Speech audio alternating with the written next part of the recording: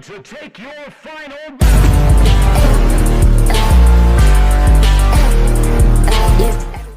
Hello guys, and welcome to another video, and this is danganronpa episode 14, I believe. I know it's been a while. It's honestly been a while since I've done any other game apart from The Wolf Among Us. I just like The Wolf Among Us is one of the first games that I've played that I haven't like actually seen before. Basically, like I've seen Danganronpa before, I've seen Bendy and the Ink Machine before. I will say, granted, Bendy and the Ink Machine I haven't really exactly watched in like years, but still, I basically know what happens. Apart from like details, but I know the overall like pacing of what happens. Obviously, like I've played Minecraft before, all that kind of stuff. The Wolf Among Us, I had never seen or anything like that before, so I was just like really sucked into it, and I really just wanted to figure out what was gonna happen next. And it was only 5 episodes, so I just decided to kind of, get through it. But we're back onto Danganronpa. It feels like it has been forever since we've been on this game. I know Bendy and the Ink Machine, and I want to be even with all the games and make sure that I'm evenly playing all the games. But Bendy, it just, I don't know. It take a little bit for me to build up the courage to play that game. I don't know. So yeah, we're back with Danganronpa. Yeah, last time, I believe we were in the middle of the chapter, or what am I talking about, chapter? We were in the middle of the trial for chapter 2. It's been a while, just like I said, so I don't exactly remember everything. I do know that basically Byakuya was like, it's Toko, and Toko is actually a serial killer, that in which, irony that she's right here.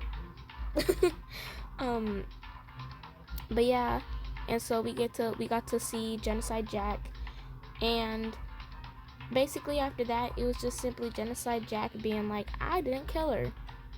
And basically the reasons why Genocide Jack didn't kill her was because, number one, Chihiro is a girl, and Genocide Jack doesn't kill girls, they only kill boys. There were no scissors at the crime, and Genocide Jack would never kill without her scissors. And yeah, what else? Like, was like a reason why Genocide Jack wouldn't, I don't know. So basically it was just like, hey, Genocide Jack didn't do it. Plus, she's literally a serial killer, so it's like, if she killed Chihiro, she would have just said it, like literally. But yeah, so we're gonna get through the rest of this chapter.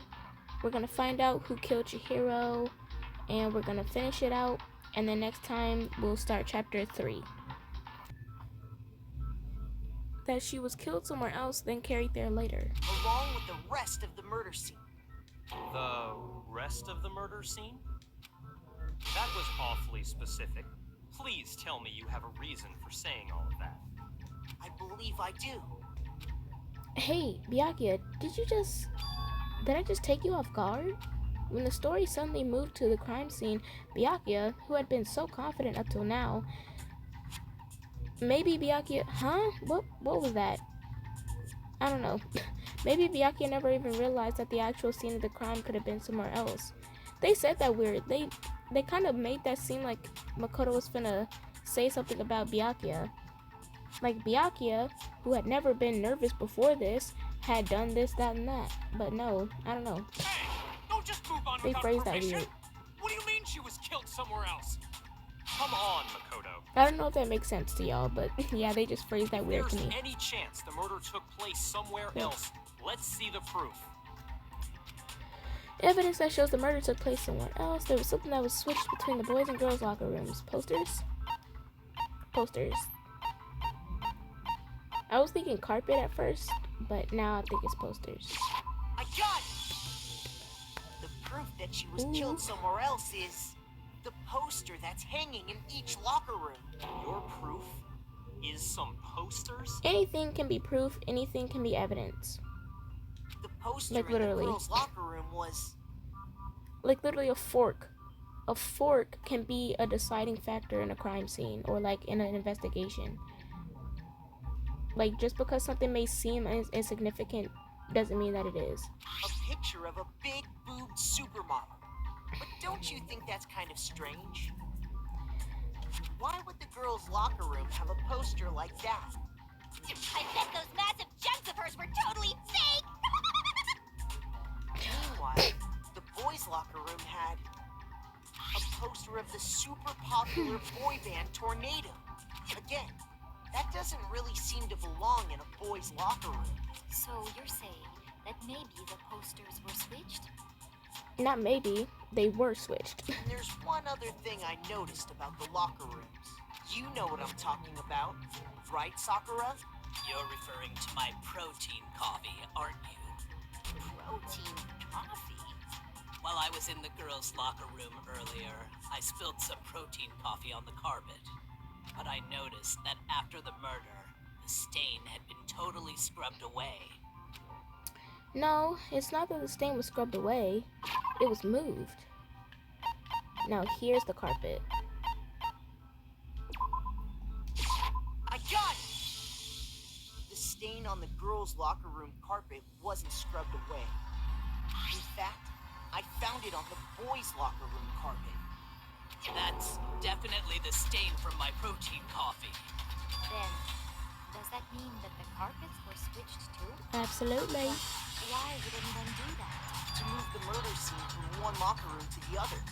It's certainly plausible, don't you think? In other words, in order to completely swap the scene of the crime, the bloodstained poster and carpet were moved along with the dead body. By doing this, the killer was able to change the entire room where the murder took place. I can certainly follow your reasoning, but why would the culprit bother doing that? Huh? Why would they go to all that trouble of switching the scene of the crime? Actually, an even bigger question. If the murder did take place in the boys' locker room, then how did Chihiro get in the boys' locker room in the first place? To get into the locker rooms, you have to swipe your e-handbook across the card reader device. But Chihiro's handbook should have only allowed her access to the girls' locker room. She had no way to get into the boys' locker room to begin with. No, she did have a way, and I can tell you what it was. I highly doubt that. Shut up! I'm telling you, I know how she could have done it. Well, then say it, bro. Is he right? Could Chihiro really have gotten into the boys' locker room somehow?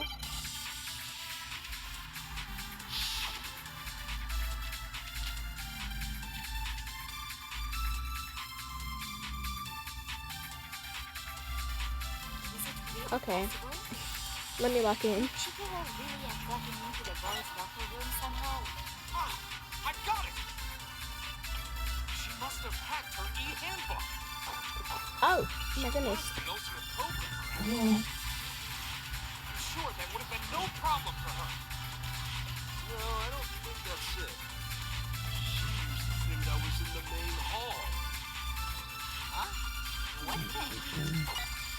I'm talking about Leon's handbook, of course. If she had that, she could get into the boys' locker room no problem. I think I need to hit the Leon's handbook one. Yeah, I got it. Is it really possible? Could Chihiro really have... She must have hacked her. She was the ultimate. I'm sure that would have been... No, I don't think she used the thing. Huh? I'm talking about... No, that's wrong.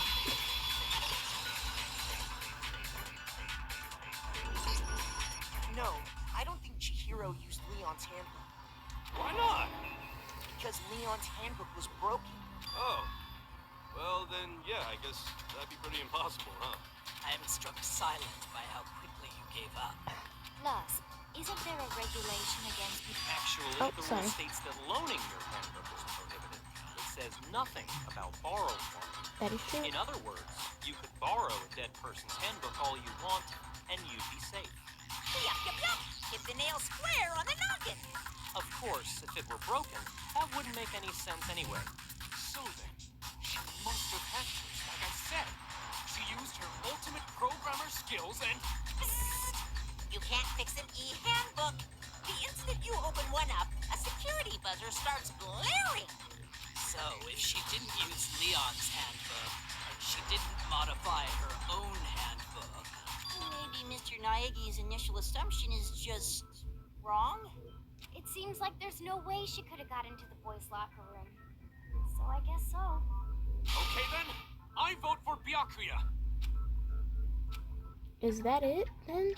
Chihiro was killed in the girls' locker room and Byakuya is the one who did it? Really? But still, I don't know what else I can do. Hold on a second. I agree with you, though. I think you're on the right track. What the? You finally decide to open your mouth and that's what you've got to say? There's no way she could get in the boys' locker room, right? So, Why are you so sure she couldn't get in? There's still one other way she could have gained access. what? What are you talking about? What other way is there? Well, to explain that, why don't we take a little break from the trial? I'd like you all to come see something. Wait. Just what do you think you're doing? Don't worry. This'll make the whole trial more exciting. I'm sure that thought must please you. Huh? It'll make things more exciting? Well, all right then. I declare an official class trial recess. For real? Now then, what is it you want to show us? It better not be boring or I'll be very unhappy. Oh, I have no doubt it'll meet your lofty expectations. So, shall we go? Let's go on a field trip. So before I even knew what was happening, the class trial had been put on hold. We headed off with Kyoko in the lead, and where she took us was the locker room. The girls' locker room? We've already searched this place top to bottom. What are you trying to pull, Missy? I'd like you to examine the victim's body one more time. You want to check it again? Be sure to examine the entire body very carefully. Take your time. Examine her carefully? Like using our hands? No way! It's probably best if I don't let my hands all over a girl's dick. It's not that I'm creeped out or anything. It's just based on religious grounds, you know? Very well. I'll do it. But you're a girl. You shouldn't have to touch a dead body. Just let one of the boys do it. No, it's okay. I think Chihiro would rather have a girl examine her. So just leave this to me. Sakura. What is this? Some kind of secret girl-on-girl action? Is that what you two are about? That's not it at all. Stop screwing around. Okay, here I go. I'm sorry, Chihiro. Please excuse the intrusion. Putting her hands together in a brief prayer, Sakura then began to cook. Be sure to check her entire body, and I believe we will solve this particular mystery. Her entire body? I know you say that, but... What? This is... What is this? What is it? Not possible. It's not possible. Sakura's eyes were staring wildly at Chihiro's lifeless form. Her massive frame trembled. This girl is what? a boy. I see. So Out of turntables. was actually a he. Interesting. Thank you for confirming this fact. What? You're joking, right? I wouldn't joke about this. Then it's really true? Chihiro was a guy? Oh, what? You guys didn't know? Heck, I knew that right off the bat. Chihiro Fujisaki was totally a guy. He was a cross-dresser? I'm not letting that So line go that's by. what Kyoko wanted to show everyone, huh?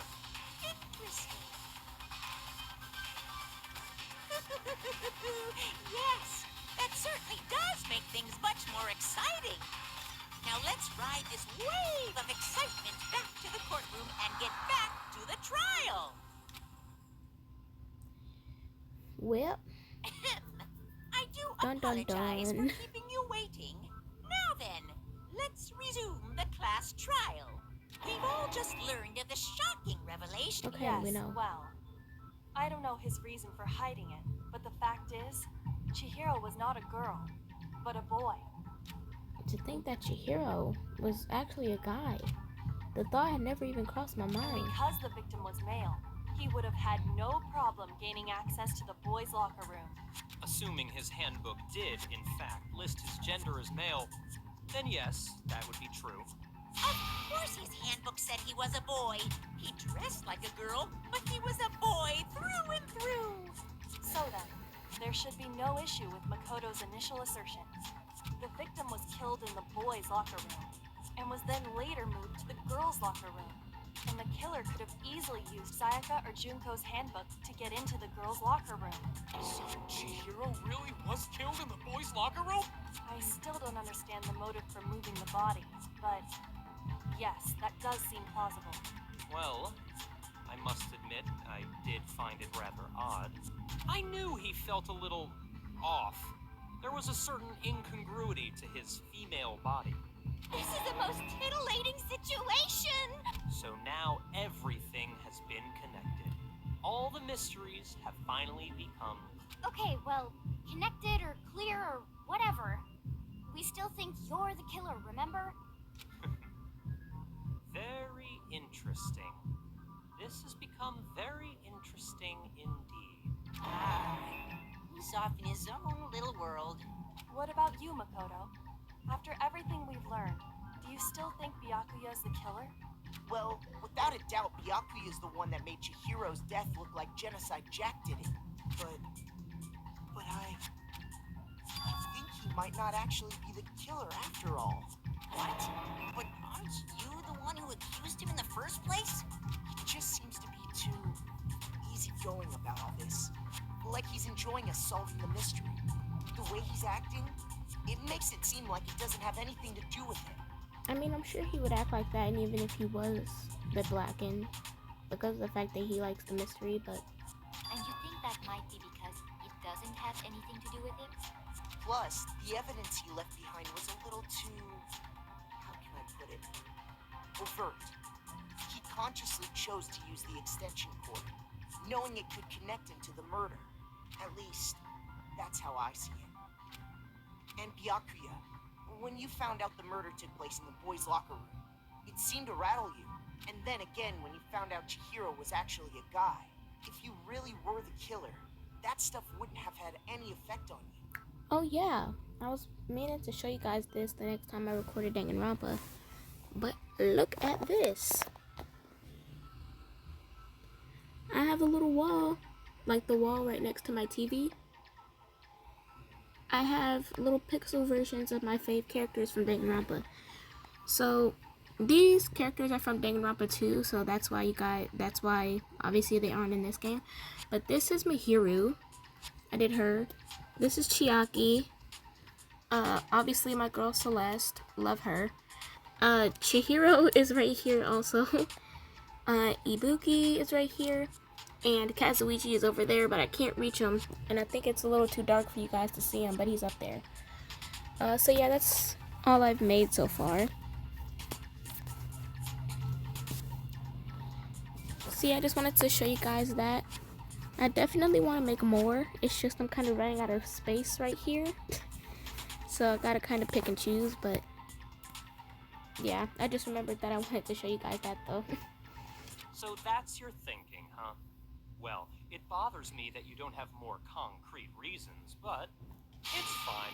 I guess I'll mark it as correct for the time being. Mark it as correct? He's right. I am not the culprit.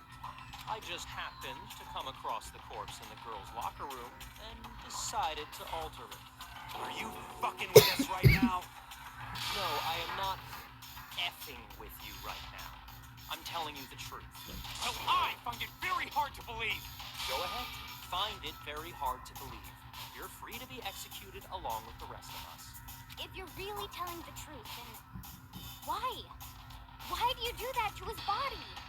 My reasons hardly matter right now. Uncovering the culprit is much more important, wouldn't you say? Oh my lord. Now then, if it wasn't me, who was it? Well, I don't think I can say for sure without talking about it a little more. We're seriously gonna keep going?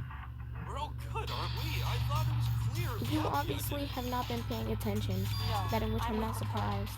If there's any doubt whatsoever, we need to explore every possibility. Because if we're wrong, we all die here. That's true. Very well then. I'm with you too. Damn straight. Count me in. Do you not have a mind of your own? Of course I do. What am I, an ant or something? Anyway, let's discuss this all as a group one more time. We still have time to make our decision. That's very true. Excuse me. Excuse me. Our lives are all on the line. Excellent. Then shall we resume our game of hide and seek? What are you talking about? But if Byakuya didn't do it, then who's the real killer? Who murdered Chihiro? There's one thing we can be sure that we know about the killer. The killer was able to gain access to the real murder scene, which means killer is a guy. I got it! There you go. Since the crime scene was the boys' locker room, you would need a boys' handbook to get in. Since Leon's handbook is apparently broken, the killer would have had to use their own. In other words, it had to been a guy. But that's still not enough. I need to find some more clues. Okay. So, okay.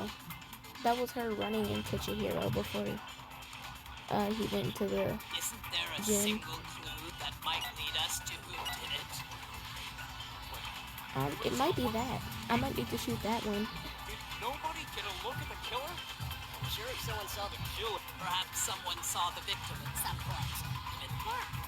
All we need right now is any kind of new... It's Or over. it could be that. It's all over. You want to know who saw the victim? The killer. And only the Ooh. killer. And it's not like they're just gonna turn themselves in. Game over, man. No! Not game over! Yeah, that's exactly why I was skipping Isn't there around. a single clue that might lead us to who did it? Okay, that's wrong. Shoot. No, that's wrong to Isn't there a myself. single clue that might lead us to who did it? Okay. Nobody get a look at the Honestly, killer? all of these seem like they could Someone fit. saw the killer. Or they Perhaps someone saw the victim at some point. Yeah. All we need right now is any kind of new... It's over. Are you kidding It's me? all over. I might as well try the other Want to one know then. who saw the victim? The killer. No, that's wrong.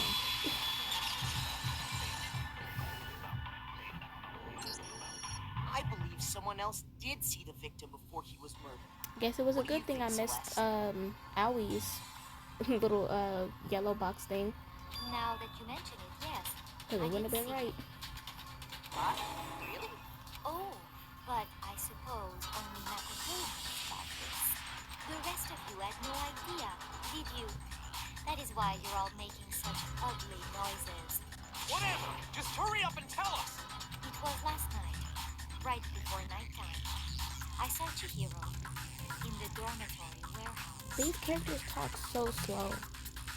I don't know why, but tonight I am just impatient. Characters feel like they are taking their sweet time talking.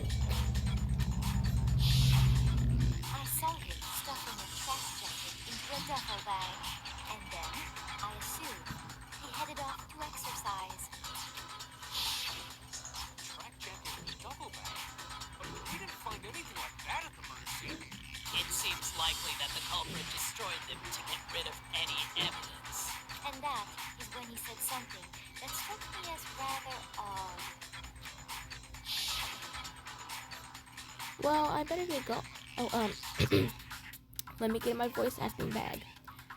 Well, I better get going. I'm kind of in a hurry. Chihiro One told me line. he was in a hurry.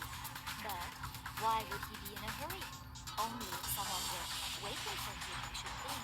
So, Mr. Fujisaki was on his way to meet with someone, and then they were going to work out together?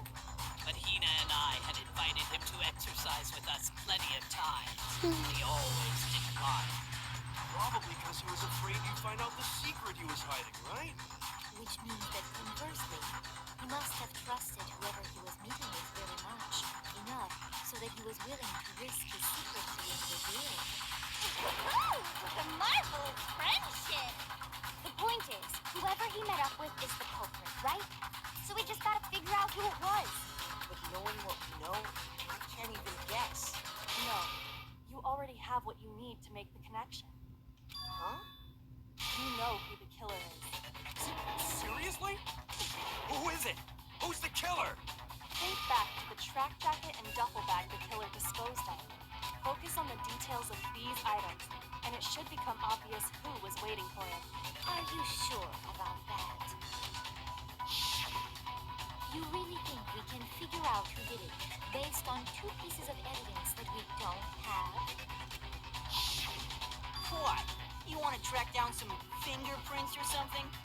Even if we had the equipment, we wouldn't know how to use it. As was noted, the evidence is already gone. There's nothing to get fingerprints from. Maybe, but we can make certain inferences if we just take the time to talk it out. Easy for you to say, but fine. Celeste, did you notice anything special about the bag or jacket? The bag was just a normal duffel bag from the warehouse. All the bags in there are the same, so I can't imagine what would make that one special. Well, if I remember right, there was a decent variety of tracksuits to choose from.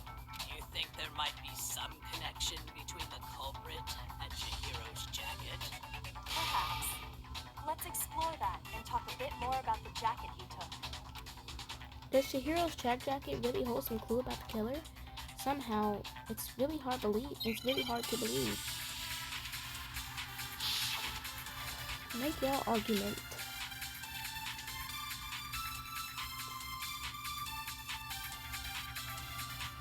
First of all, we know where Chihiro was heading. He was on his way to go exercise. So next we have to ask, why did he choose the specific tracksuit that he did? What do you mean, the specific tracksuit? I got it! He picked that tracksuit because it matched the one the culprit was wearing. So, what you're saying is the killer was wearing the same blue tracksuit as him? My tracksuit is black. I don't even have a tracksuit. This exercising sucks. I have a White tracksuit. but I got it from From the warehouse. Did any of that really help us get any close? No way. not a chance. You heard him, right? First of all, Okay, on his way I to know which say one it yes, is. why did he choose? What do you mean? I got it! It matched the one that comes. So, what you're saying is the killer was wearing... No, that's wrong.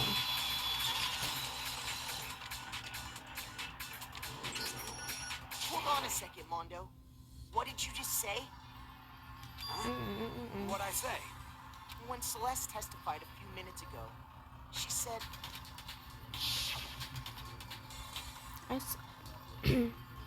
I saw him stuffing a track jacket into a duffel bag, and then, I assume, he headed off to exercise.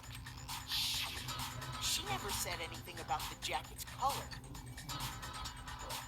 So why did you say Chihiro's blue tracksuit? What are you... You just... Hey, Celeste, what color was Chihiro's tracksuit? As a matter of fact, it was blue. And before we began the trial, did you tell anyone that? The only one I told about any of this was you. Then, Mondo, how did you know what color Chihiro's tracksuit was? Because I just... I'm sure he saw the clothes at some point in the investigation. No, that can't be it.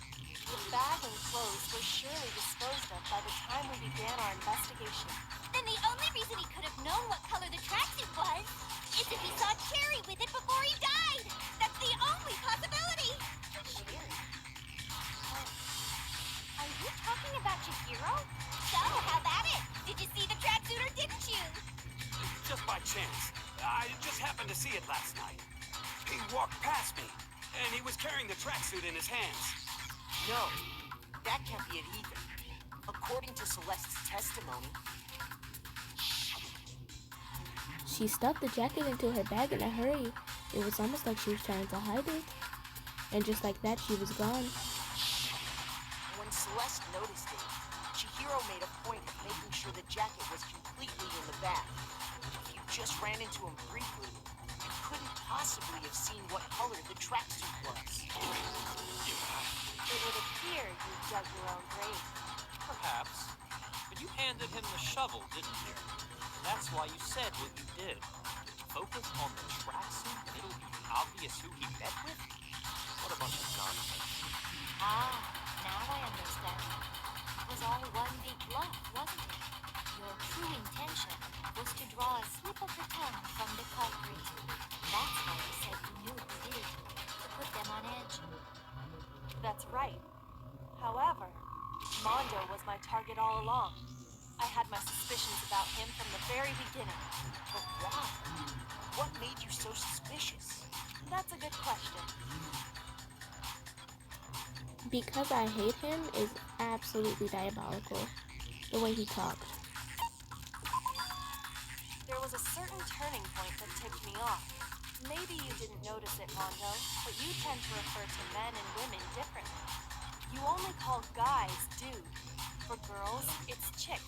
And after he was killed, you happened to refer to him as dude. Once I picked up on that, it occurred to me that Mondo knew something we didn't. Notice such a tiny detail? Are you a witch? She's a witch! You're positively frightful! Witch! No, I'm kidding. No, I'm not the frightful one. Not nearly as frightful as someone capable of murdering a friend. Mondo, was it really you? Did you really kill Chihiro? Ay. I didn't kill anyone! You've been all over me, judging everything I say, putting words in my mouth. What gives you the right to treat me like a goddamn criminal? Yeah, he would never do something like that. This is a false accusation. It's true. My reasoning on that is pretty shaky. That was fast. Well, this does present us with a problem. It seems we are all out of leads. My time has really come. That's what my little ghost friend is telling me. Oh yeah, that reminds me. Weren't you telling me you found some evidence? Really? What kind of evidence? Actually, no. Now that I'm thinking about it here calmly, it might not be all that relevant. Jeez, does your confidence just get up and walk away? It's fine, man. Just tell us. If you really insist, then... here it is. What do you have there? It happens to be an e-handbook. I found it laying on the ground, so I scooped it up. You found it on the ground, right? Then it must belong to Chihiro. I got it! Chihiro was the one with the missing handbook. Missing from the scene of the crime, right? For a fact. For a fact indeed. I was totally sure I'd found it. Then it must hold some clue about the culprit, right? Well, that's what I was hoping. But it's busted. It won't even turn on. I imagine the culprit broke it to get rid of any evidence after the murder. That's odd. I didn't think the handbooks were quite so fragile. You're right. They're not. They're totally waterproof and shock resistant. It would take an awful lot to break one. And yet, this one does appear to be broken, as is Leon's, sitting useless in the main hall. For all your confidence, that is a remarkably high failure rate. Do you think there might be some kind of mystery in there somewhere? How precisely did the handbooks get broken? How did the handbooks break? There's only one possible explanation. Hitting a weak point. I got it! You already told us before that the handbook has one weak point, didn't you? Yeah! You remember that? Sure, maybe I let that slip, but I never told anyone what the weak point actually was. But if the handbook is supposed to never break, and two of them broke in quick succession, then... Then we can only assume that someone's figured out its weakness. You know what the weakness is, right, Monokuma? So, what is it? You're asking me? I think it's a necessary piece of information if you want this to be a fair trial. But if I tell you and someone else decides to copy it, that would be very not good. Just tell us already. Why would we want to break our own handbooks? Oh well, I have a weakness for pushy demands. But you're sure you won't follow their example? Then allow me to make a special announcement. The weak point of my cutting-edge e-handbook is... when it's exposed to high temperatures for too long, it will suffer a meltdown and totally break! I flippin' knew it! You knew it? Yeah, because I found the handbook laying on the floor of the sauna. You could have been said that. The temperature in the sauna can reach over 200 degrees. Strange how you don't get burned, huh?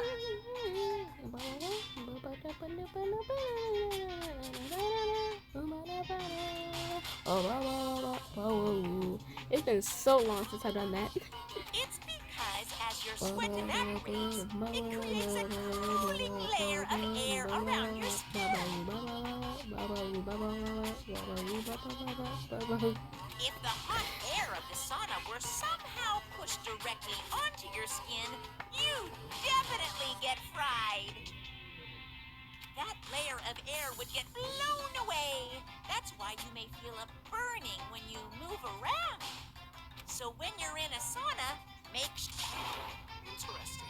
I learned one. Okay, bro, come on. mere trifling speck of... Okay. Anyway, if you found the victim's handbook in the sauna, then the killer must have been purposely trying to raise its temperature in order to break it. Meaning the culprit somehow knew its weakness. But how'd they find out? Monokuma said he didn't tell anyone, right? Indeed. Quite the mystery. What if they found out by accident? What do you mean by accident? What if the killer took their own handbook into the sauna, not knowing its weakness, and it broke? They'd realize it was broken, of course, and it wouldn't be hard to figure out why. And once they had Chihiro's handbook, they knew they had an easy way to dispose of it. I won't say it's not possible, but who would have done something like that?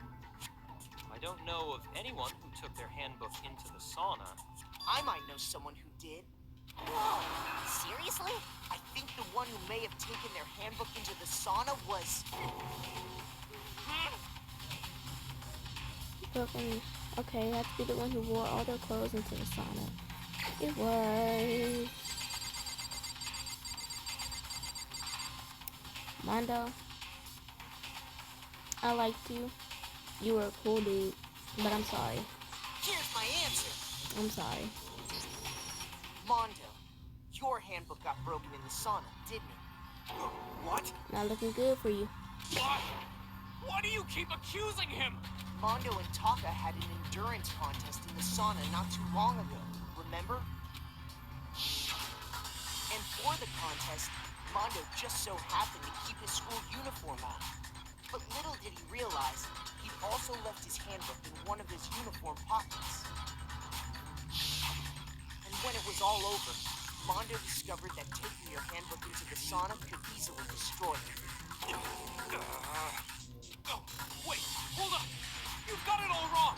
He would never kill. I don't accept this. Show me the proof. The actual solid proof. I mean, I don't want to believe it either, but I found something that proves it beyond a shadow of a doubt. Okay. Oh, Lord.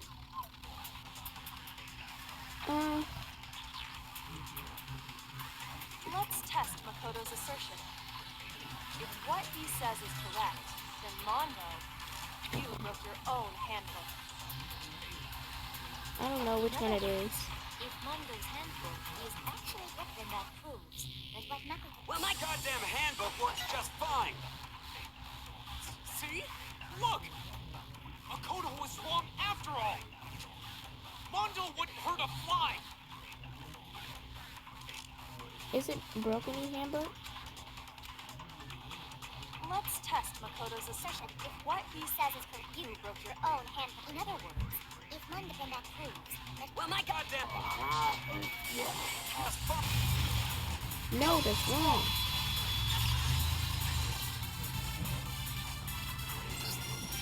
Mondo, the handbook you have right now, is it really yours? The fuck is that supposed to mean? The broken handbook that was in the main hall, isn't that one actually yours? What the heck are you talking about? What I mean is, I think Mondo swapped his handbook out for one that actually works. I think he took Leon's handbook and replaced it with his own. After all, Monokuma said himself that Leon's handbook never should have broken. That's right! The punishment it suffered wasn't nearly enough to destroy it. So then, the broken handbook in the main hall is actually Mondo's, which would mean that the handbook Mondo has right now is actually Leon's. But doesn't that violate the school regulation that says loaning out your handbook is prohibited? Well, here's how I look at it. There is a rule about loaning your handbook to another student. But if they're dead, they're not a student.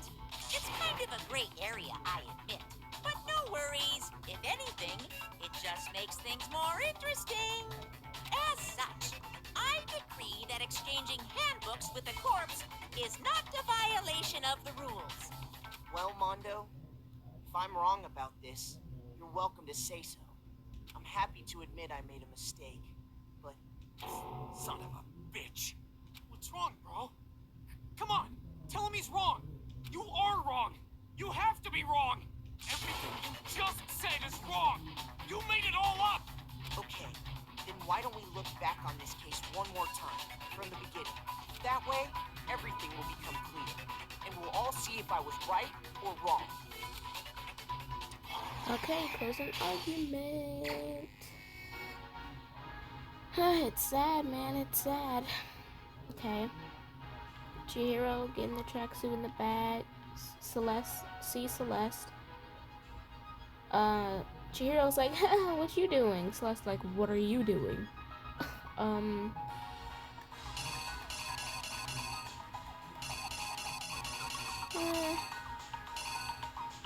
Yeah, Celeste is like, put that back in your bag. Chihiro's like, okay, I got you. Bye. At the pools in the workout area. Ooh, this one always gets tricky.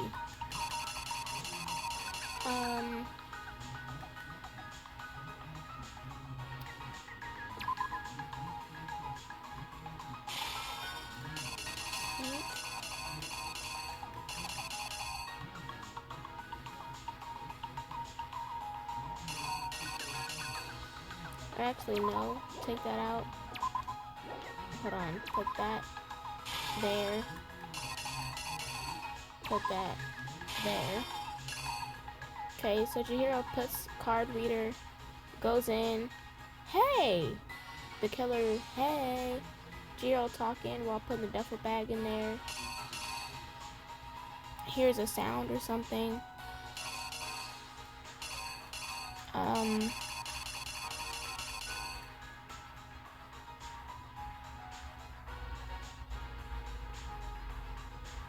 This, I think. The killer walks up behind. Chihiro's like, what in the world? Splat. Just splat. And then, ooh. The dumbbell. The dumbbell hits the ground. The killer's like, what have I done? Chihiro gone. The killer rolls up the rug.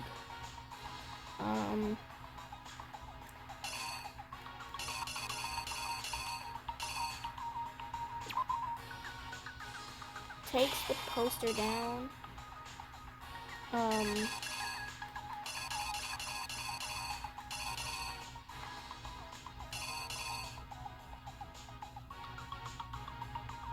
Takes Chihiro's body, takes it into the girls' room. Card reader. Puts the poster up. Puts Chihiro's body back down. Leaves it there. Byakuya sees it. He's like, ha smirking.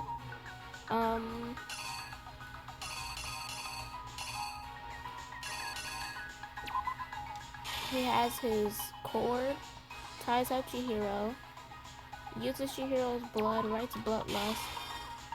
That's how that scene unfolded. Then,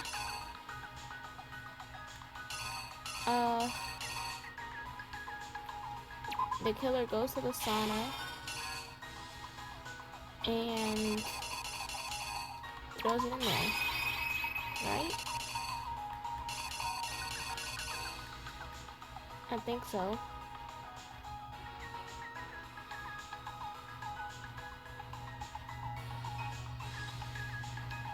I think that's right. Okay.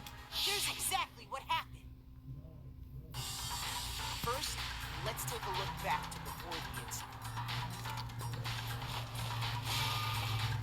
Last night, Celeste saw Chihiro in the warehouse, correct? At the time, she was apparently stuffing something into a duffel bag.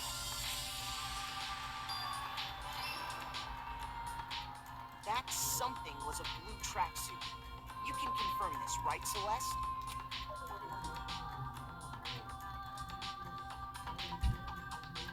With bag in hand, Chihiro headed out, even though it was officially nighttime.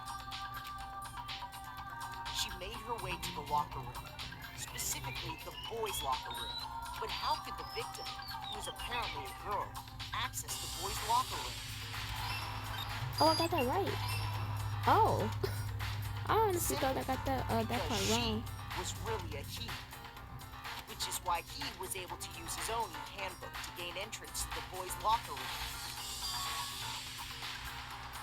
Once inside, he met with someone there. And the person he met was the one who killed him.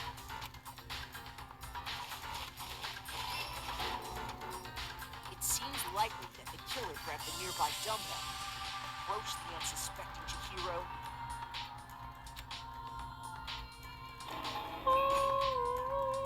and attacked him.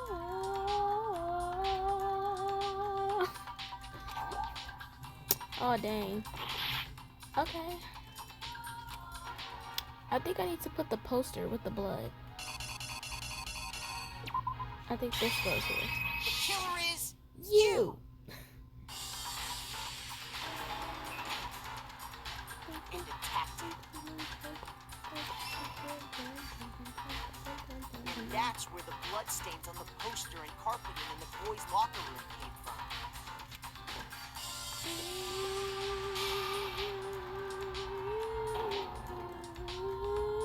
It was likely in the heat of the moment.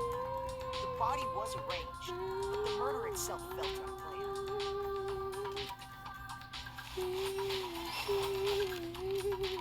Which is why the killer hurried to try and hide the act. First, then, removing the bloody poster.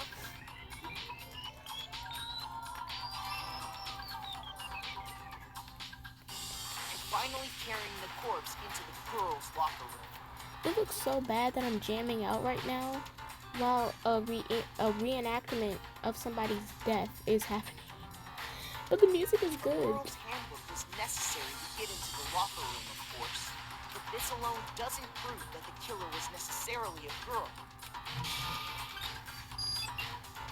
After all, Sayaka and Junko's handbooks have been placed in the main hall. Using one of those, a boy could get into the girls' locker room without much problem. And that's exactly how the killer did it. With the carpet and the poster they brought with them, they got to work.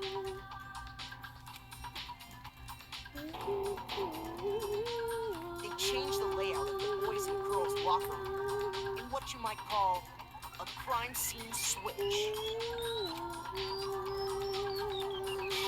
Look at this dude. That could have been the end of things. But no. Yakuya discovered the body and decided to intervene in the situation, making things even more complicated.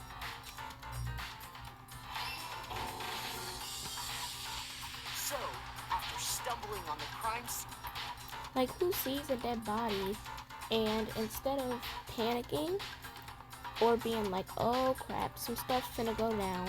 Well, obviously some stuff's already went down, but like, instead of having that sort of reaction, your immediate reaction is, how can I make this even more complicated and hard for everybody, including myself? Because I could be seen as the killer, literally. He went and Like, grabbed the extension cord from the library, and then he got to work. He used the cord to string up Chihiro's lifeless body.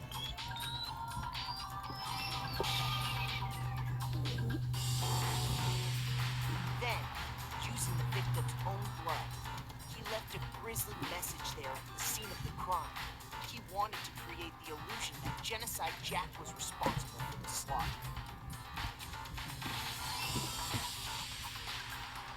And around the same time that Byakuya was putting together this facade, the killer, having already disposed of Chihiro's bag and other belongings, arrived at the sauna. There, they planned to destroy the last piece of evidence, Chihiro's handbook.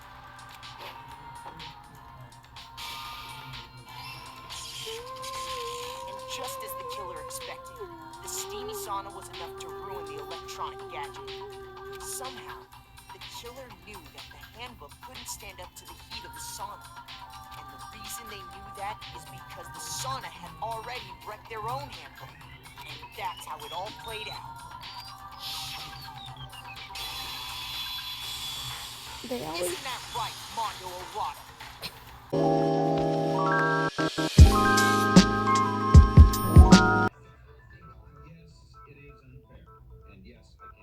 Oh my goodness. I don't even know where I left off.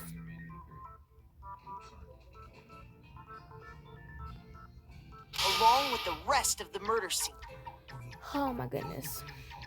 Alright, y'all. Okay. So, number one, I'm back. Another day. I literally had to redo the whole trial. I'm gonna be completely honest, I just spammed through it, so it didn't take me too long. But I literally had to basically had to redo everything that y'all just saw me do. And now we're back here. And I just did Here's this. exactly what happened. Now, I'm hoping I got everything right. I did kind of go fast through it, so some of them might be wrong. I'm hoping not, though.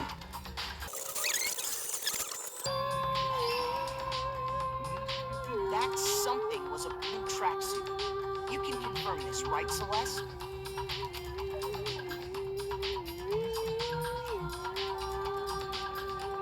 With bag in hand. Isn't that right, Mondo Orada? I think I was trying to say this last time, but number one, they be having the characters look crazy in these little things. Like, he looks crazy. He looks like he's going buck wild. Also, it's so funny to me how Makoto says their name with like such force and like such anger. Like, even with Leon, it's like, isn't that right, Leon? Or like, even now, like, isn't that right, Mondo Wada? Like, dude is really mad. Wait. No. This can't be right. Yeah. Where's your evidence? You need evidence. You need proof. I think we I did. need proof. Yeah. Evidence. Earlier. Handbook. Everything become clear. New element has been added to bullet time battle. What is it? Fever time. Press the right bumper.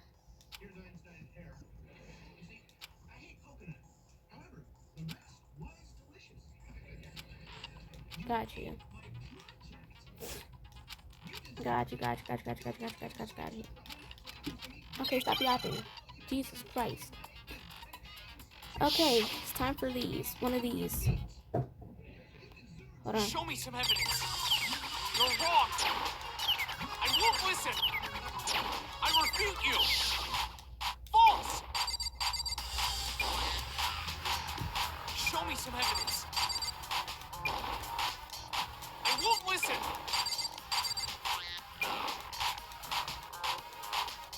I refuse to vote. Show me some evidence. You're wrong. I won't listen. refute you!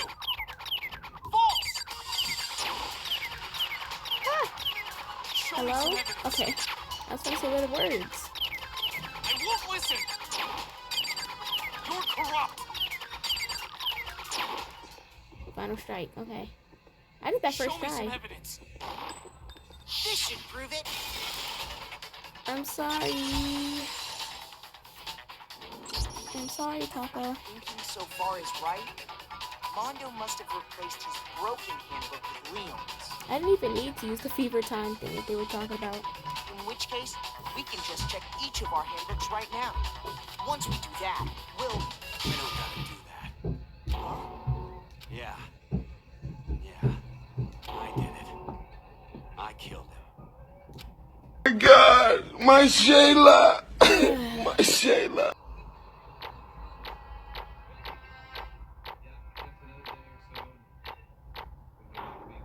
An A. 82 medals, yay. I need to remember to get some more prizes. Bro, what are you saying? I got no choice, man. After hearing all that, I gotta just give up. Go ahead, Monokuma. Get it over with. Ask for the goddamn verdict. Roger that. Roger that. Hold on! No waiting. No holding on. Time for the moment we've all been waiting for.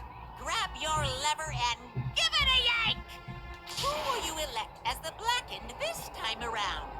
Will you make the right choice or the dreadfully wrong one?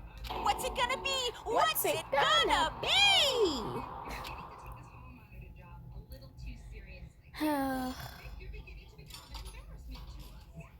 This sucks. This chapter hurts because it's two characters that I like. Two characters that I love. Chihiro and Mondo. What? Uh-oh! This time it looks like you got it right again. Yes, it is so. The Blackened that killed Chihiro Fujisaki was... Mondo Owada!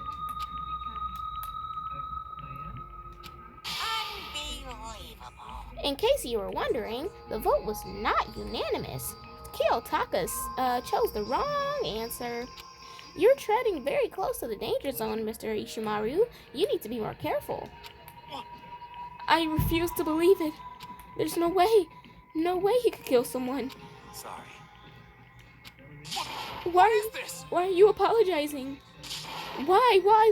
Okay, I'm not saying. Okay. Why? Why did you do it? Now then. Well, it looks like Mondo's taken a vow of silence, so allow me to explain on his behalf. Actually, The story of the murder this time is the sad story of two men. Oh, but for anyone who doesn't really want to hear it, you can hit the B button to fast forward the text. Anyway, there was once a young boy, and his name was Chihiro Fujisaki. He had an extreme inferiority complex regarding his own lack of strength. You're so weak, even though you're a boy. He heard things like that as long as he could remember, and he couldn't overcome his weakness. On the contrary, he tried to hide and buried himself further and further into that weakness, to take on the fragile form of a petite young girl. He had chosen that as his way out.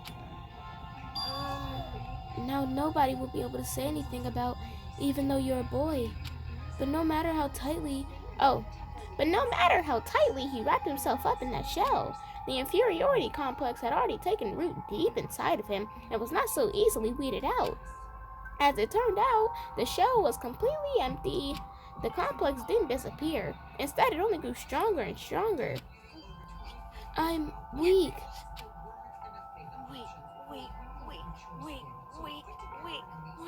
Weak. Once the killing game had begun here at the school, he had no choice but to accept this fact. After all, this world is survival of the fittest. If you're not strong, you don't survive. And then the lovely and hateful Monokuma announced the revealing of the embarrassing secrets, which of course included Chihiro's embarrassing secret, which I was more than willing to divulge. Even though he dresses like a girl, Chihiro is actually a boy. hey, And that was something Chihiro couldn't let anyone find out, no matter the cost. If that was revealed, it would be the end. The hardened shell would crack, the armor would fall away. I don't understand that though. Especially since, and I believe I said this in the beginning of chapter 2, when Monokuma had first gave the motive of the secrets. It's like, not only are y'all in a killing game, so it's like there's more things to worry about than just a secret. Oh, I did this, I did that. We're in a killing game trying to survive. I don't care at the moment. You know? But also the fact that it's only a certain amount of people. It is not like you are telling this secret to the whole world. You are telling it to people who are in the same position as you. If I was Chihiro, I get it. But at the same time, if I was Chihiro, I would have been like, hey, if we make it out of this, please keep this to yourself, but I'm actually a boy. There you go. I know it's easier said than done, and I understand, but at the same time, sitting here and keeping it a secret, like, at the end of the day, I'm around people who are in the same position as me, and who would understand.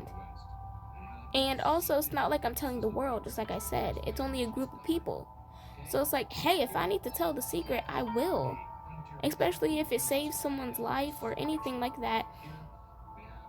Like, it's like literally, like, I don't get what it means. Like, if it was revealed, it would be the end. The end of what? The end of what? You're only telling people who are in a killing game with you. Like, that would not be the end of the world. Without a doubt, those around him would torture him more than ever before. Like I said, I get it, and I get, you know, being scared that everyone would look at you different and all that kind of stuff. But it's like, especially knowing everybody here, I highly doubt anybody would have tortured or messed with Chihiro or anything, or at least there would be people to protect Chihiro. I mean, even in this chapter, when Byakuya was trying to talk down to Chihiro, Mondo stood up for Chihiro. And there's plenty of other people who would have stood up for Chihiro. So it's like, I don't get it. Everyone figured being thrust into a dilemma must have sent him into spiraling into despair. Sorry. And yet, I'm sorry. Sorry, I don't really want to talk about it right now. But I also don't want to leave things the way they are. So maybe I can talk about it later?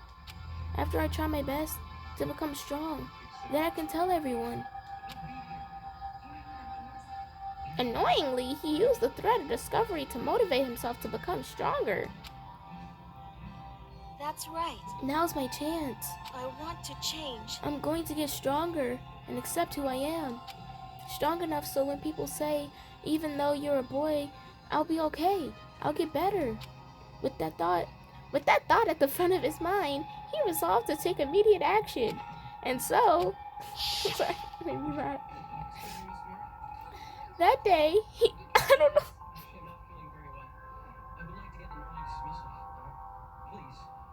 I don't know why that just made me laugh so much. Okay. That day, he made the commitment to begin exercising. He was prepared to retrain his mind and body. I don't know why I'm so giggly. Okay. But sadly, that would be the first and only chance he would get at it. Dang. Hey, When he decided to start exercising, he thought it would be good to ask for someone's help. But he wanted to tell that person his secret first, and then ask them to help him from there. And the person he went to... Yeah, that's right. It was me. Yep, it sure was. The biker gang fella had been painfully clear about how important his manly promises were. So Chihiro probably figured that even if he confided in Mondo, his honor would make him keep the secret. Plus, Mr. Macho Mondo was the very symbol of a strong man that Chihiro had always aspired to be. Maybe, oh my goodness, I can't, ooh. Maybe talking to Mondo about it will help give me some courage.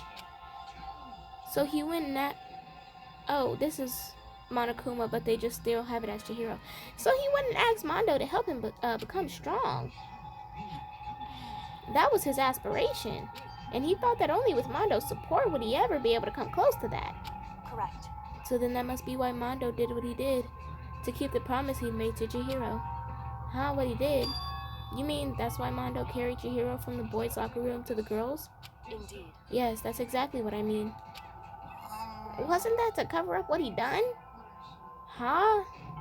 What are you talking about? The body is still there, you... Oh my god. Certainly. I don't know why that just made me so mad. That could have been part of it, but I don't think it was the main reason. The real purpose was to keep the promise between men he'd made to Chihiro. Like, what are you talking about? The body was still there. I believe the same thing happened in the first chapter where somebody was like, and I can't even remember what it was, but somebody was like, oh, what they did. Oh yeah, it was about the lint roller. They were like, maybe they lint rolled to hide that they were ever there or that something ever happened. The body is there. What are you talking about? Like, what do you mean to cover up what he done? The body is still it's just in a different room. How would that cover up what he did? But how does moving the body keep it secret? Because if everyone knew he'd been killed in the boys' locker room, then everyone would have been arguing about how she got into the boys' locker room, right? Once that started up, at least a few of us would have immediately begun to suspect his identity. So, he tried to protect Chihiro's secret by putting him in the girls' locker room and stealing his handbook, see? Then Mondo did all that to keep the promise he'd made to Chihiro, who he'd also killed? Why would he do that? The more I hear you talk, the more I don't understand. I mean, you guys trusted each other, right? So, why did you... Because no matter what, I didn't want anyone to know. I knew it. So that's what triggered it after all. The possibility of having your embarrassing memories and secrets exposed. What is this? That's impossible. Nothing could have gotten that bad. Oh, nothing could have been that bad. Something he didn't want anyone to know, even if it meant killing someone? It's impossible.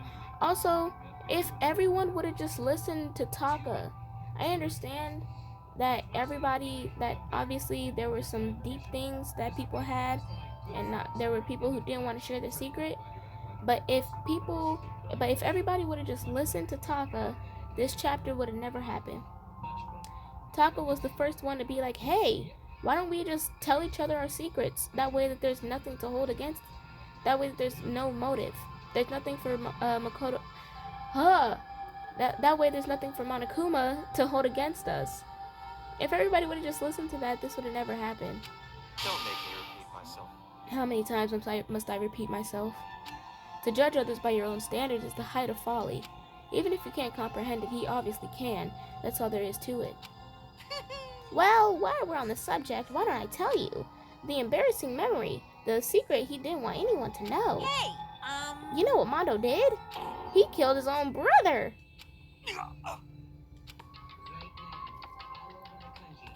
Mondo, the ultimate biker gang leader, makes all the hoodlums and riffraff across the... Ooh. Okay. But the only reason he had a chance to join a gang in the first place was because of a certain someone.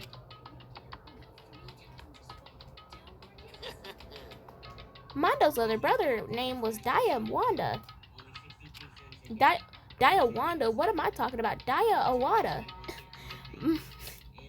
Mondo had nothing but respect for him. It was because of Daya that Mondo ever got on a motorcycle. Also, I figured out that Daya and Mondo, their names together is Dy'mond. Literally. Diamondo, but it's supposed to be Dy'mond because the gang name is Crazy Dy'mond. So that's cool. Mondo's brother was his only family growing up. He was the only one Mondo could trust or respect. He wanted to measure up to his big brother, so he imitated him in everything he did.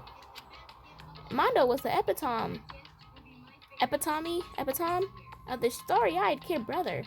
Meanwhile, the charismatic older brother had put together a local motorcycle gang.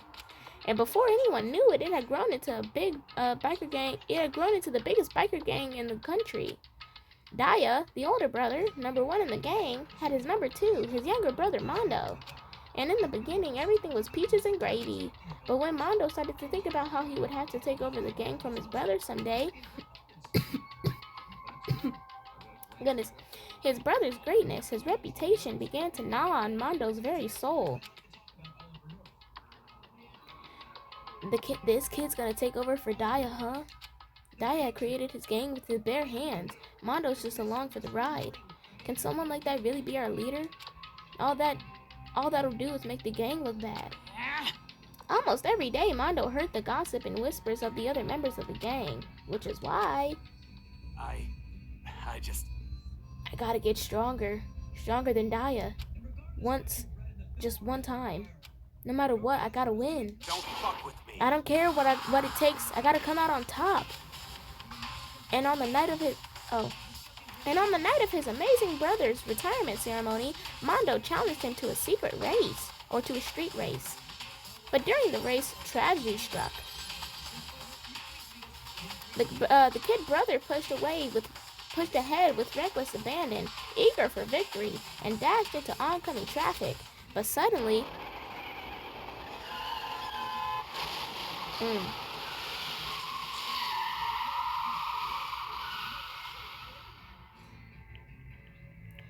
lying in his kid brother's arms, the older brother delivered his final words. "My bad, kid. I messed up. Sorry." Of course, he knew it was his brother's fault, but Daya never blamed him for what happened.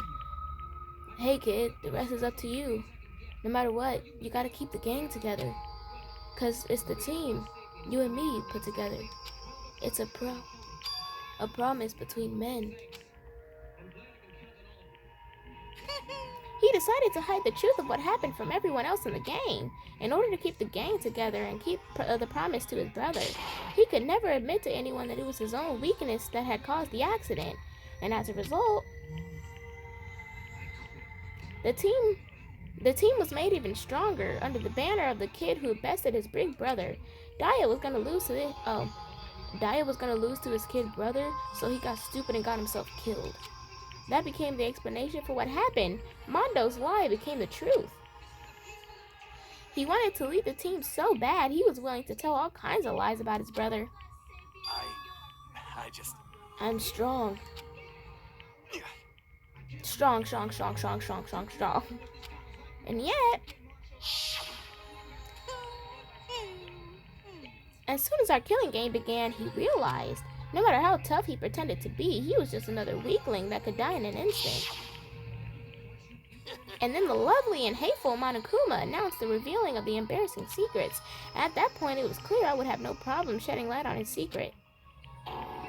Mondo killed his own older brother.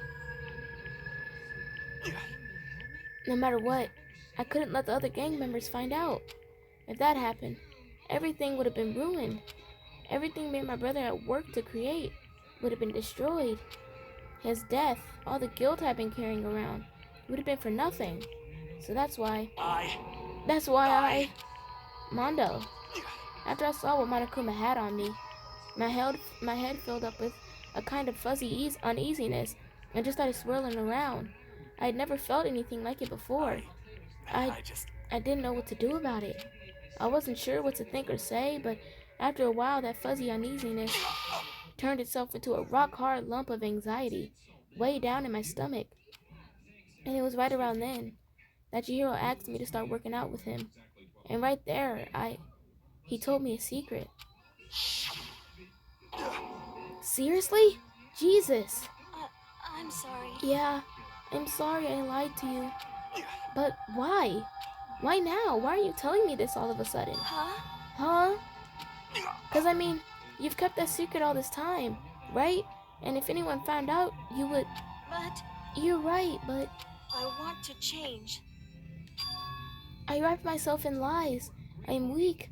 I want to destroy that version of me forever. His words were like a knife in my gut. I felt like he was exposing the lie I'd been living myself. I have to change. I don't want to be weak anymore. You're so strong. It can't hurt you, right? Whatever secret Monokuma might tell us. You piece of... So what? You're saying I should just say it? What? You're saying if I really am, What? I should just be able to tell everyone my secret? Huh? I was jealous. I was jealous of Chihiro's strength. He had the strength to face his own weakness, to try and overcome it. It was the kind of strength I'd never had, so I was jealous of him. And that jealousy broke me. Why? Are you making fun of me? I'm strong. Are you fucking with me right now? No! I'm not making fun of you. You really are strong, Mondo. I felt like I could hear something starting to creak. Something inside my head. What did he want me to do? What was I supposed to do? What was I just supposed to was I just supposed to sit back and let my secret get revealed and ruin everything? What's wrong? Why did you have to tell me all that? Are you trying to rub my failure in my face? I just wanted to... No, I really admire you. I admire your strength. Yeah, that's right. That's right, I am strong. Strong. I'm strong. Strong. Stronger than you. You son And of a stronger than bitch. Daya! I don't remember anything after that. When I woke up again, he was laying at my feet, covered in blood. I had the dumbbell in my hand and I was just staring at him down on the ground. Hey! I killed him. I killed Chihiro. Even after all this time, I'm still just as weak as I've always been. And thanks to that, I did something I can never take back. Mondo, he was normally so aggressive, so angry. He hid that weak side away from everyone. That was the secret. A weakness like that lived in a heart like his, and it turned him cold-blooded. God damn it! Look at him, you see? You're all just like him. For a secret from the past, for a memory. For that, he killed another living human being. What? Human in cold blood. He could have cut. Okay, let me slow down. He couldn't cut free of his regrets from the outside world. He doesn't know what true strength is. Do you see hope anywhere in there? Because I sure don't. You bastard. Just shut up, you son of a gun. Go ahead, say that again, I dare you. Yep. Okay, I'll say it as many times as I want. Is what I want to say, but unfortunately I can't do that right now because it's time for punishing. Because time for punishing is fast approaching. Punishing? You mean execution? Well now. That's what I promised you, right? The Blacken that disturbs the peace will be punished. Ridiculous. Hold on. Now then, I prepared a very special punishment. For Mondo Iwata, the ultimate biker gang leader. Wait. Let's give it everything we've got. It's punishment time! I said wait! Sorry, man. I couldn't keep the promise we made. From one man to another.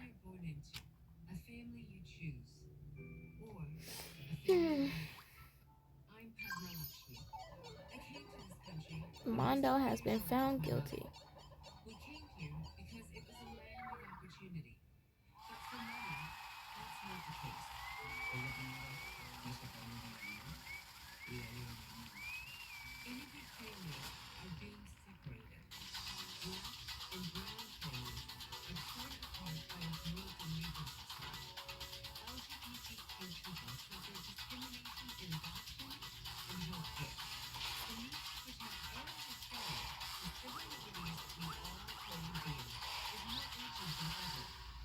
The cage of death.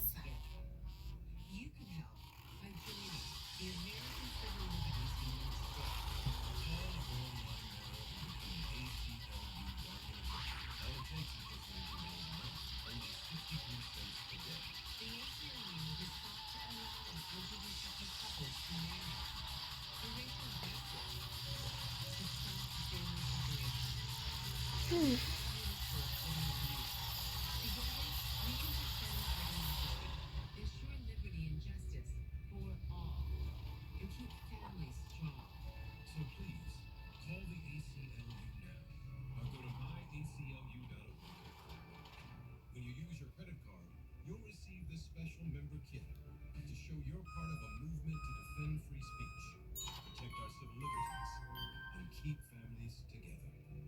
I hope you'll join me in supporting Rest in peace, Mondo. because we, the people, means all of us. Call or go online to my Laugh at death and your soul will forever be at peace. It can't be. My brother. Another murder and another execution. I want to feel again. Everyone's lives are taken so lightly here. I feel like I might be going mad. Maybe I'll just let it happen.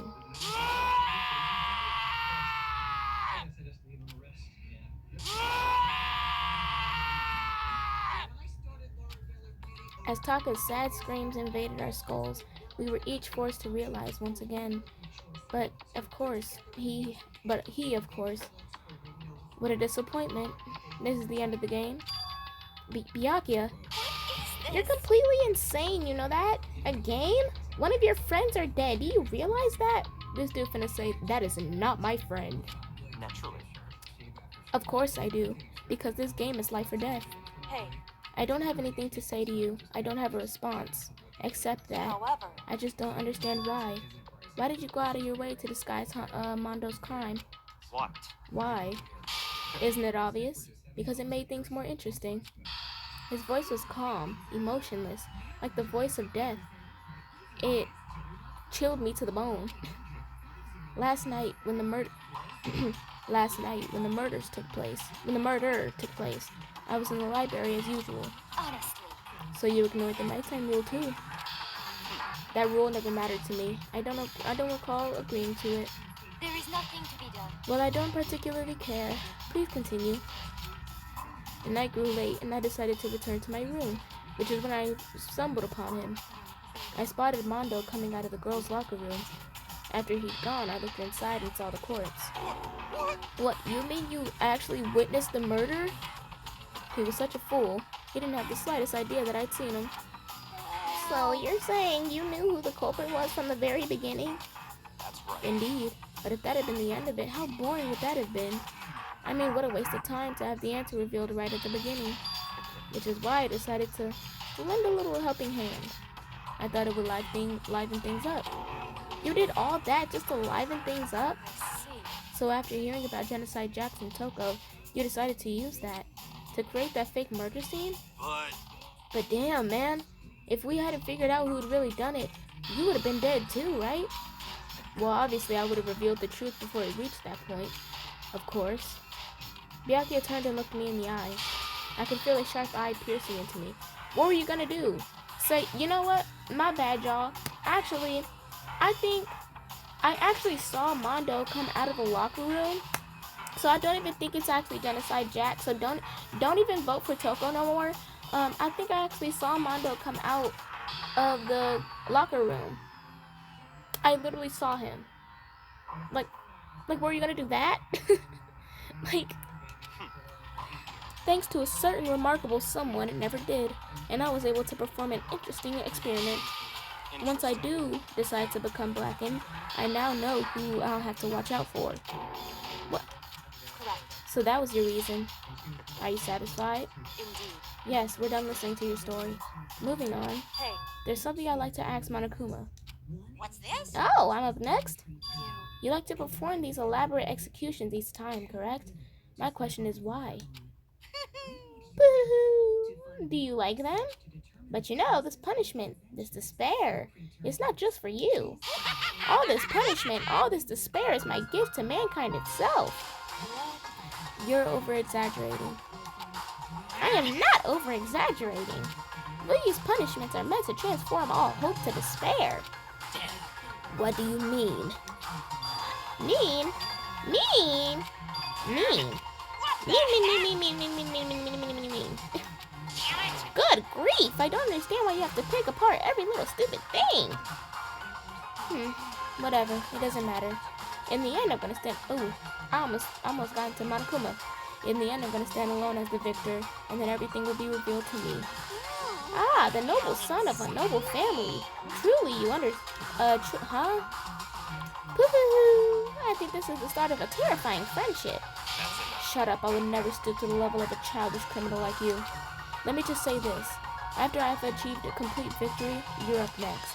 I'm gonna find you and kill you. Understand? In the name of my family. In the name of the Togami family, for which victory is a foregone conclusion.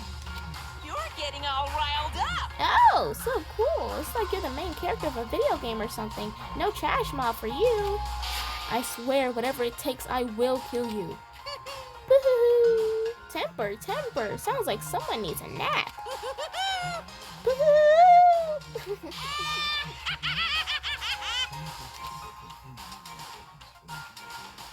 Monaco's laughter peeled across the courtroom and the curtains closed on the case of Chihiro and Mondo.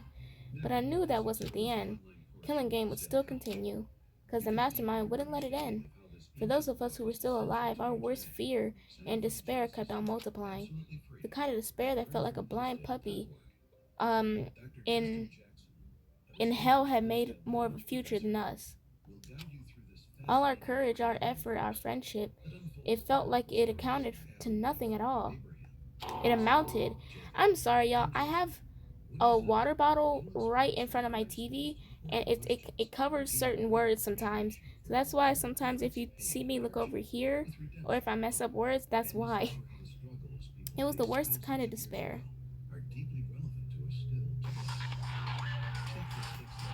Well, anyway, like I was saying, this is a pretty good spot. Yeah, a really good spot.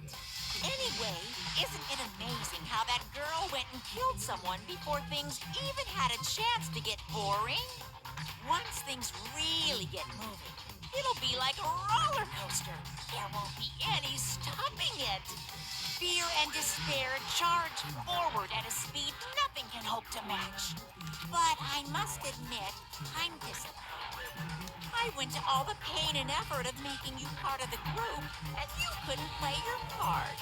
You do remember you were supposed to make the first move, right? Well, no biggie. Nothing we can do about it now, so just do your best to make things more exciting from now on, okay? After all, that's what everyone wants to see. Oh, there's one thing I'd like to ask you. As long as you don't want to know my measurements, fire away. Who is it? The 16th high school student, I mean. Ooh. My, you really took me by surprise there. I know I said you could ask anything, but... Super denied, ultra denied, demonic denied. That's my ace in the hole. Demonic denied. And nobody'd be dumb enough to reveal that, right? No matter how close they were to their friends.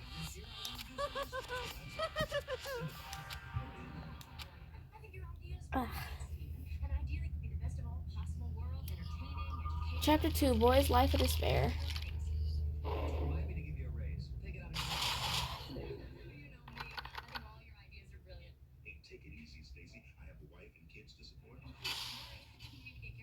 To be continued. You received the crazy Dy'mond present. Would you like to save? Absolutely. And then we're going to get off and start chapter 3 next time. Okay. So that, because I already saved, that was the rest of the trial for chapter 2, and that was chapter 2 of Danganronpa done. Next time we will start chapter 3. So yeah, I hope you guys liked it. This is a really good chapter. I will say this is one of the reasons why I feel like Trigger Happy Havoc is it's like the best game out of the trilogy. Obviously that's just my opinion. And I'm not saying that it isn't in the other games, but like I like how there's always like a good backstory. Like when it comes to the actual characters themselves, how there's a good backstory behind it. Like even for Sayaka, it was just simply like her fear of being forgotten, since she did so much to get where she was in her career and all that kind of stuff. Just like just like wanting to go home and having that fear of being forgotten and all that kind of stuff, and that basically being her motive, was really cool. And the whole storyline with Chihiro and his backstory, and Mondo and his backstory, and how they kind of mirror each other, because it's like Chihiro is like a very petite person who you wouldn't see as strong, but mentally he is strong. And Mondo is like physically strong, but not mentally strong, if that makes sense, and all that kind of stuff. Like I really like that. So yeah, but we'll get started on chapter 3 next time. Chapter 3 is not my favorite, I'm telling you now. But yeah, I'm super excited. So far it's been technically like 7-7 for chapter 1 and chapter 2, since this is episode 14, even though it really took me 9 episodes for chapter 1, but that also includes like the prologue and all that kind of stuff, so I don't know. But yeah, I hope you guys like this video. Make sure you guys like and subscribe, and I shall see you guys in the next one. Bye bye.